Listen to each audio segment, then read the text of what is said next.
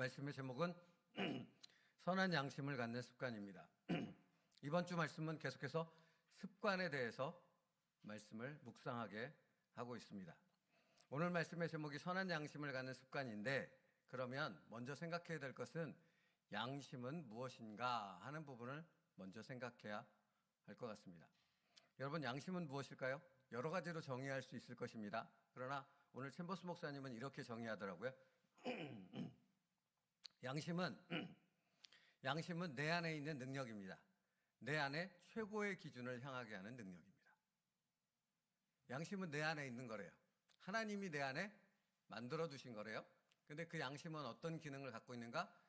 최고의 것을 지향하게 하는, 최고의 것을 바라보게 하는 능력이 양심이라고 설명합니다. 양심은 내가 요구하는 그 최고의 기준을 향할 수 있도록 내 안에서 끊임없이 상기시켜주는 역할을 또한 한다고 합니다. 그러니까 어떤 기준을 갖고 그 어떤 기준을 향해 나아갈 때 양심은 끊임없이 그것을 기억할 수 있도록 내 안에서 계속해서 그런 작용을 해준다라는 거예요. 바로 이것 때문에 사람마다 양심은 다르게 나타나는 것이라고 말합니다. 이런 이유 때문에. 그러니까 최고의 기준이라고 생각하는 것 그 자체가 사람마다 다른 거죠. 그 얘기죠. 그러니까 어떤 사람은 최고의 기준을 하나님께 둡니다. 최고의 기준을 하나님으로 삼는 거예요. 그러니까 하나님을 최고의 기준으로 삼으면 양심은 끊임없이 내 안에서 무엇을 하겠습니까? 하나님의 말씀을 기억나게 하죠. 최고이신 그 하나님을 향할 수 있도록 하나님의 말씀이 이 안에서 양심의 소리가 끊임없이 울려 나오게 되어지는 것이라고요. 이는 하나님께 기준이 있기 때문에 그런 것이죠. 그래서 말씀을 묵상하게 만들고 말씀을 연구하게 하는 것입니다. 그리고 양심이 이끄는 대로 날마다 하나님의 말씀 앞에 서는 삶을 살게 되면 하나님께서 내게 말씀하시는 바들이 알아지는 거죠. 깨달아지는 거죠. 그죠? 우리가 하나님을 바라볼 때 하나님의 뜻이 알아지는 거잖아요. 우리가 하나님을 바라보고 있지 않으면 아무리 하나님이 여기서 어떤 기적을 베푸셔도 못 알아듣습니다, 도대체. 이스라엘 백성들이 그랬던 것처럼. 그러나 또 어떤 사람들은 자신의 최고의 기준을 자기 스스로에게 둡니다. 최고의 기준을 하나님이 아닌 자기 자신에게 둔다고요. 그러면 어떻게 됩니까? 양심은 무엇을 계속 기억나게 합니까? 자기 주장, 자기 고집, 자기 생각, 자기의 틀에 갇히게 하는 겁니다. 그것을 향하게 만드는 것이니까요. 그러니까 최고의 기준을 무엇으로 잡는가에 따라서 전혀 다른 양심의 역할들이 나타나게 되어진다 하는 것이죠. 이런 사람들이 교회에 다니면 늘 고민합니다. 그러니까 자기 자신을 기준으로 삼는 사람이 교회에 다닐 수 있다고요. 하나님 믿는다고 할 수 있다고요. 그리스도인이라 할 수 있다고요. 그런데 이런 사람들은 교회에 다님에도 불구하고, 예배를 드림에도 불구하고, 말씀을 들음에도 불구하고 기준이 누구예요? 기준이 뭐예요? 자기 자신, 나이기 때문에 끊임없이 무엇을 고민하게 되는가? 순종할 것인가 말 것인가. 이 갈등 가운데 살아가요. 언제나 똑같습니다. 하나님께 기준이 있는 사람은 고민하겠습니까? 안 하죠. 말씀이면 가는 것이고, 말씀이 멈추라면 멈추는 것이고, 어떻게 하나님께 순종할 것인가를 생각한다면 자기 자신이 기준인 사람은 끊임없이 하나님의 말씀인 것 같아. 그런데 이 말씀에 대해서 내가 순종할 것인가 말 것인가, 순종할 것인가 말 것인가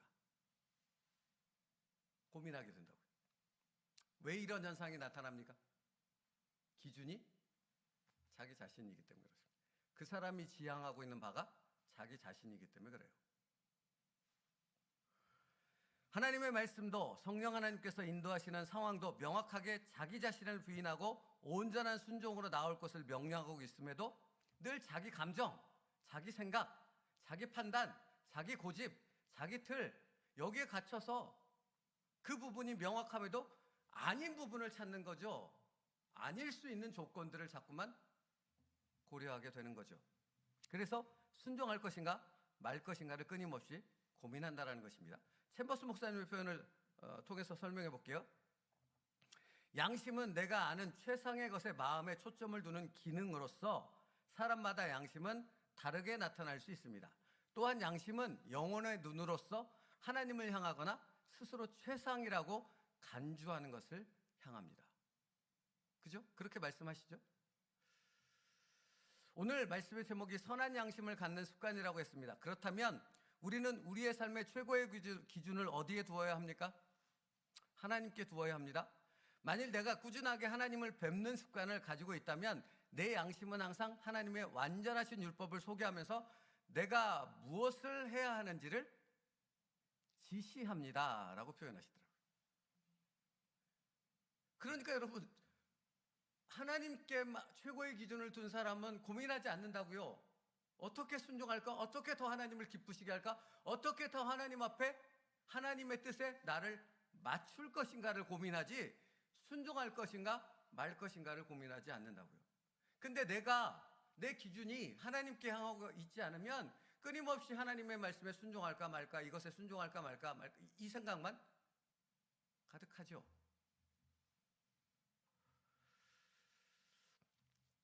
선한 양심을 갖는 습관이란 그러므로 언제나 하나님께 우리의 마음과 생각을 향하도록 하는 것입니다. 누구에게만? 하나님께만. 그러니까 여러분, 이게 주일날 말씀도 그렇고 요즘에 계속 반복되는 것인데, 그렇죠? 뭘 쳐내야 돼요? 하나님께만 나의 최고의 기준을 삼고 하나님의 말씀을 붙잡고 살아가기 위해서 뭘 쳐내야 되냐고요? 당연한 거예요. 두 주인을 섬길 수 없다, 두 마음을 품을 수 없다, 이게 하나님의 말씀 아닙니까? 하나님이 기준이 되고 나도 기준이 되고 이러면 망하는 거예요. 이러면 아무것도 될 수 없는 거죠. 하나님께도 향하고 나에게도 향하고 이렇게 되면 아무것도 설 수 없고 아무것도 이루어질 수 없는 거예요.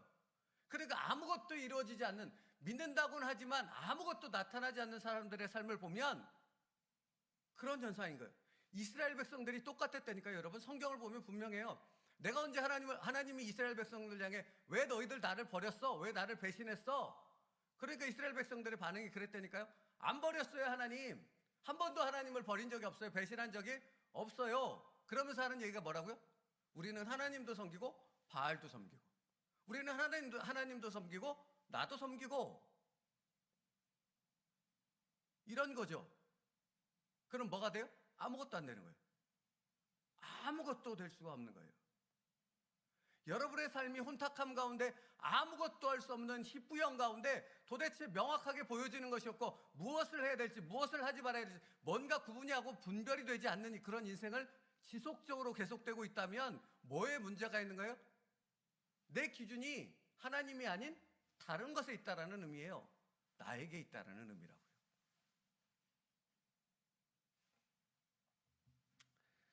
여러분, 그러니까 선한 양심을 갖는 습관, 다시 말해서 하나님께만 우리의 최고의 기준을 두는 것은 상황에 따라, 감정에 따라, 나의 판단에 따라 또는 어떤 다른 사람의 말에 따라 변할 수 있는 것이 아니에요. 이건 절대적인 것이라고요.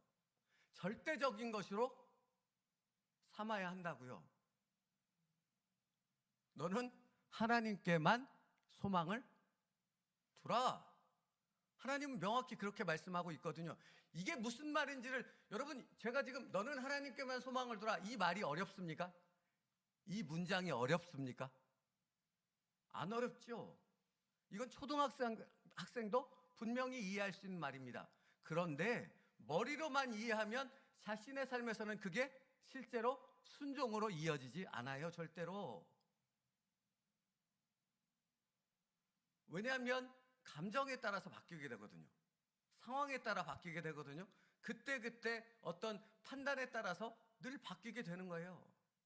근데 하나님께 한 소망을 둔 사람은 어떤 상황이든 어떤 감정이든 뭐에 집중하게 됩니까? 양심의 소리, 하나님의 말씀이 내 모든 것을 그 하나님께 온전히 맞추어가는 그것에만 초점을 맞추기 때문에 뭐에 중심을 둬요? 내 생각, 내 주장, 내 고집, 내 틀을 떼내고 부서뜨리고 이것을 떨쳐내고 하나님께만 집중하는 그 부분에만 오직 모든 초점을 맞추게 되어지는 것이지요. 그죠? 믿음이 없이는 하나님을 기쁘시게 하지 못하나니. 되는 것입니다. 그래서 여러분, 믿음은 항상 양심과 연결되어 있습니다. 믿음과 양심은 연결되어 있다고요. 떨어져 분리되어 있지 않다고요. 말씀에서도 분명히 그걸 정확히 지적해줘요. 디모데전서 1장 19절 말씀에 믿음과 착한 양심을 가지라. 어떤 이들은 이 양심을 버렸고 그 믿음에 관하여는 파선하였느니라. 믿음과 양심을 연결해서 설명하고 있잖아요.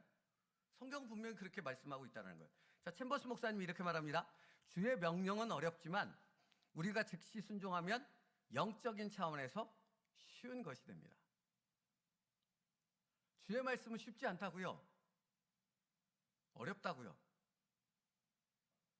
그런데 즉시 순종하면 영적인 차원에서는 쉬운 말이 됩니다. 이 말씀을 가만히 묵상해 봤어요? 어떻게 이 말씀을 좀 더 쉽게 표현해 볼까? 이해할 수 있게 말씀드릴 수 있을까? 근데 딱 이 생각이 났어요. 여러분, 우리 신앙인들은 신앙의 삶을 살아갈 때 신앙의 짐을 져야 합니까? 안 져야 됩니까? 안 지세요? 저는 지는데. 져야 하죠. 신앙의 짐을 져야 돼요. 그런데 여러분, 내가 져야 될 이 신앙의 짐이 내 짐이라고 생각하면 힘들어요, 안 힘들어요? 힘들어요. 너무너무 힘들어요. 너무너무 어려워요. 이거 어떻게 또 지고 나가지? 이거 하나 더 생기면 어떻게 또 지지? 이런 갈등과 고민들, 그런 심각한 어떤 그런 것들에 대한 마음의 어려움들이 가득하죠.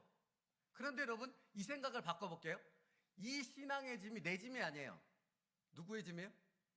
예수님의 짐이에요. 그러면 쉬워질까요? 안 쉬워질까요? 쉬워진다는 거예요. 그게 주님의 말씀이거든요. 마태복음 11장 28절부터 30절이요. 수고하고 무거운 짐진 자들아 다 내게로 오라. 내가 너희를 쉬게 하리라. 여기서 수고하고 무거운 짐진 자들아라고 말씀하시잖아요. 신앙인은 수고의 짐을 져야 한다라는 거예요. 그게 하나님의 섭리고 하나님의 질서고 하나님의 계획이라고요. 짐 안 지는 신앙인 없다고요. 네? 자, 그 다음 뭐라 그러세요? 나는 마음이 온유하고 겸손하니 나의 멍에를 메고 내게 배우라. 그리하면 너희 마음이 쉼을 얻으리니 이는 내 멍에는 쉽고 내 짐은 가벼움이니라. 이 말씀 전에도 말씀드렸잖아요. 왜 주님이 지게 하는 그 멍에, 주님이 지게 하는 그 짐은 쉽고 가볍다라고 표현하시는 것입니까? 누가 함께 지시니까?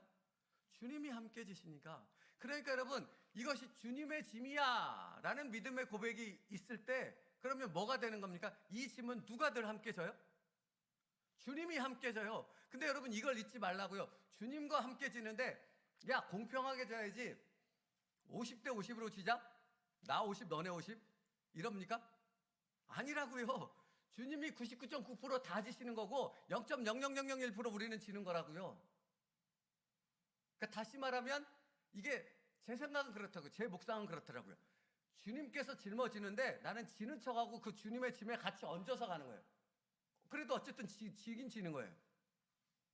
주님이 거의 다 지시는 거죠. 아니, 다 진다고 해도 틀린 말이 아닌 거죠.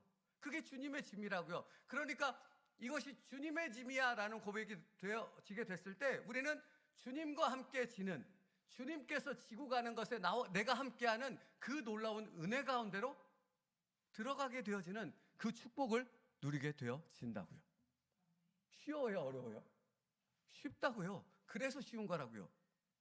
바로 그 말씀을 하는 거라고요. 주님의 말씀은 어렵지만 우리가 즉시 순종하면 영적인 차원에서 쉬운 것이 됩니다. 이 말이 무엇입니까? 주님의 말씀은 쉽지 않아요. 그러나 이것이 주님의 말씀, 전능하신 하나님의 말씀, 나를 구원하신 말씀, 내게 짐을 같이 지자고 말씀하신 그 주님의 말씀이라고 받으면 그 말씀은 어려운 말씀이 되는 것이 아니라 내게 너무나 당연히 순종해야 될 쉬운 말씀이 되어 버린다라는 것입니다. 여러분, 이 말이 이해하기 어렵습니까? 이 말이 이해하기 어렵다면 제가 분명하게 여러분에게 제시해 줄 것이 있는 것은 말씀대로 순종해 보십시오. 이 말씀대로 순종해 보십시오. 그럼 이 말이 얼마나 쉬운 말인가 하는 부분을 여러분의 삶 속에서 직접 경험하게 되어진다는 것입니다. 그런데 놓치지 말아야 될 것은요, 여러분, 아주 간단한 것, 그러니까 예를 들어서 내가 버려도 되고 가져도 되고 아무 가치가 없는 것에 대한 것을 순종할 때는 그런 은혜를 누릴 수 없습니다. 내가 정말로 중요한 그 어떤 것, 내가 내 목숨처럼 여기고 내 자존감, 내 가치, 내게 있어서 가장 중요한 그 어떤 것을 주님의 말씀대로 순종하게 되어졌을 때 제가 말씀드린 쉽습니다라는 의미가 무엇인 것, 주님이 말씀하신 내 멍에는 쉽고 가벼우니라라는 그 말씀의 의미가 무엇인가를 여러분 명확하게 경험하고 깨닫게 되어진다고요. 여러분이 중요하게 여기는 그 어떤 것을 말씀대로 순종할 때 그 은혜를 누릴 수 있기를 축복합니다. 아니 이건 누려야지요. 이건 그리스도인 정말로 주님의 생명을 가진 자만이 누릴 수 있는 은혜 아니겠습니까? 그죠? 과부가 자녀와 함께 먹고 죽으려고 했던 그 음식을 제가 늘 헷갈리는데 엘리산지 엘리안지 어쨌든 주라고 해서 줬지 않습니까? 하나님이 채우시는 엄청난 능력을 경험했지 않습니까? 그죠? 근데 그 엄청난 능력을 경험하기 위해서 과부는 하나님의 말씀이기에 그 말씀에 순종했다라는 것이죠. 근데 여러분 여기서 놓치지 말라고요. 하나님이 그 과부에게 직접 얘기했어요. 하나님의 종을 통해서 얘기하셨어요.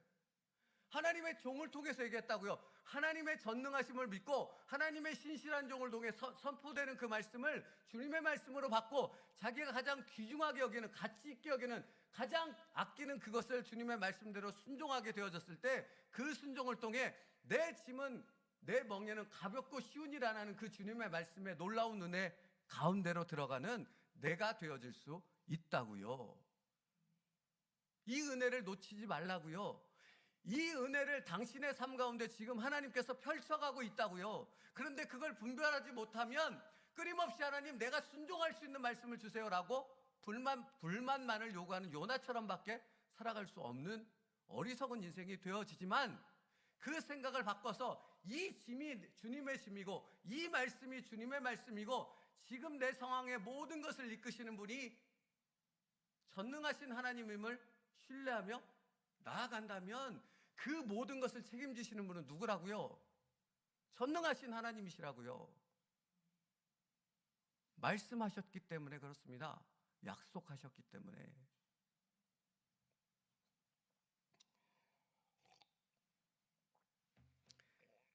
이 말씀 묵상하는데 샘버스 목사님이 이런 표현을 쓰시더라고요. 여러분 이게 참 놀라워요. 어느 때는 그냥 그 문장 그 자체를 묵상이 필요 없을 그 말씀을 챔버스 목사님이 책에 기록해 놓으셨더라고요. 저는 이 말씀이 그대로 들려져요.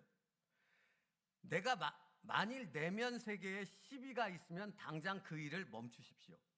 그 다음에 뭐라고 말씀하는지 아세요? 내가 왜 이것을 하면 안 되는 거지? 라는 의문을 품으면 당신은 잘못된 길에 있는 것입니다. 여러분 마음 가운데 그 생각 드십니까? 하나님이 지금 말씀하세요. 너의 생각이 너가 지금 잘못된 길에 있단다. 네 생각, 너 자신이 기준이 되어 있단다. 그 기준을, 네 생각을 나에게로 돌려라 라고 말씀하시는 것입니다. 그러면서 샘버스 목사님 또 이렇게 얘기해요. 하나님께서는 언제나 작고 사소한 부분까지 우리를 일깨우십니다. 당신의 귀는 당신이 무엇을 해야 하는지를 말해주는 성령의 세미한 속삭임까지 들을 만큼 예민합니까? 왜 성령의 소리가 안 들리냐고요? 내게 집중하면 안 들려요. 안 들려요. 내게 집중하면. 그러나 내 마음과 생각을 하나님께로 향하게 되면 들려지기 시작한다고요. 안 보이던 것이 보이기 시작한다고요. 은혜가 아니었던 것들이 은혜였음을 비로소 깨닫게 되어지는 놀라운 믿음의 고백과 찬양이 내 입술에서, 내 영혼에서 흘러넘치는 그 놀라운 하나님의 역사를 경험하게 되어진다고요. 여러분이 이런 믿음의 사람, 이런 소망의 사람, 이런 은혜의 사람 될 수 있기를 축복합니다.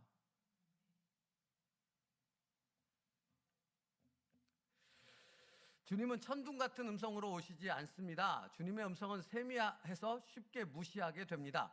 우리의 양심을 예민하게 하는 것은 내면 세계를 언제나 하나님께 열어두는 끊임없는 습관에 있습니다. 여기서 습관에 대해서 말씀하는 거예요. 그러니까 여러분 끊임없이 우리는 무엇을 노력해야 되는 거예요? 우리의 마음을, 우리의 생각을 하나님을 향할 수 있도록, 나의 최고의 기준이 되시는 그 하나님의 말씀을 향할 수 있도록 그걸 끊임없이 열어놓는 습관을 훈련해야 한다고요. 그러면 이것 역으로 말하면 하나님께서 당신을 인도하시는데 어떤 훈련 가운데로 당신의 삶을 지금 이끌고 계시겠어요? 어떤 습관을 갖게 하도록? 하나님을 향해 당신의 마음을 끊임없이 열 수 있도록. 그러니까 당신을 끊임없이 이렇게 달달 볶으신다니까요. 볶는 게 은혜라니까요. 볶는데 이 볶음이 멸망하도록 볶아버리는 것이 아니고 하나님께로 향한 그 진정한 그 은혜의 세계로, 믿음의 세계로, 그 영생의 세계로, 그 구원의 세계로 나를 이끌어서 그 은혜를 지금 오늘이라는 현재의 삶에 누릴 수 있도록 그렇게 볶으셔서 하나님께 대해서 우리의 마음과 생각이 늘 열려 있을 수 있도록 그 습관 가운데로 훈련되어 질 수 있도록 우리의 삶을 지금 하나님께서 달달달 볶고 계시다고요. 아멘이십니까? 이것이 아멘인 것입니다. 그리고 이것을 분별하게 되어졌을 때 진정으로 내가 나아가야 될 방향, 내가 오늘 선택해야 될, 결단해야 될 것이 무엇인가를 명확하게 볼 수 있게 된다고요. 그죠? 그럴 수밖에요. 하나님께 시선이 고정되어 있는데. 말씀 마치겠습니다. 여러분, 하나님은 우리를 선한 양심의 습관으로 훈련해 가고 계시는 줄 믿습니다. 그게 뭐라고요? 하나님께 대해서 우리의 마음과 생각이 늘 열려질 수 있도록. 그러면 이 훈련을 어디서 하냐고요? 내가 살아가는 매일매일 매 순간의 그 삶 속에서 하나님은 그 모든 상황 속에서 나를 그렇게 훈련하신다고요. 아멘이십니까? 훈련하신다고요. 전지전능하신 하나님은 절대 실수도 없고 오류도 없고 착각도 없고 계획을 바꾸는 것도 없다고요. 그 완벽하신 완전하신 계획으로 나를 그렇게 훈련하고 계시다고요. 그러면 여기에 내가 어떤 초점을 맞추면 되는 거냐고요. 내가 지는 짐, 내가 이 모든 상황은 다 하나님께서 주님의 짐을 짊어지도록 나를 인도하고 계시다는 그 믿음의 고백 가운데 그 주님께 온전히 나를 내어드리는 순종으로 나아가게 되어지면 그 다음은 주님께서 하신다고요. 그 은혜를 경험하시라고요. 누구로부터 듣는 간증되지 말고 여러분이 여러분의 삶 속에서 이게 진짜구나, 이 말씀이 진짜 살아있는 거구나, 하나님의 말씀은 내 삶 속에서도 정확하게 1.1획도 떨어짐이 없이 이루어지는구나. 이 놀라운 고백을 여러분이 할 수 있게 되기를 주님의 이름으로 축복합니다. 기도하겠습니다. 살아계신 하나님 감사합니다. 오늘도 예수 그리스도의 십자가 그 보혈의 피로써 우리에게 말씀하시는 그 음성을 들었사오니 아버지 하나님, 오직 그 하나님께만 우리의 소망을, 우리의 초점을 맞추게 하여 주시옵고 그 생명의 말씀을 붙잡고 그 생명의 말씀 가운데 내 모든 것을 헌신하여 순종하여 결단할 수 있는 믿음으로 나아가는 하나님의 백성들 되게 하여 주시옵소서. 아버지 하나님, 감정에 따라, 상황에 따라, 내 고집과 틀에 따라서 날마다 변하는 요동하는 삶이 아니라 오직 하나님께만 고정되어진, 그래서 그 하나님의 놀라운 은혜를 바로 내 삶 속에서, 오늘이라는 삶 속에서 경험할 수 있는 그 믿음의 사람으로 서게 하여 주시옵소서. 예수님의 이름으로 기도 올리옵나이다. 아멘. 우리 찬송가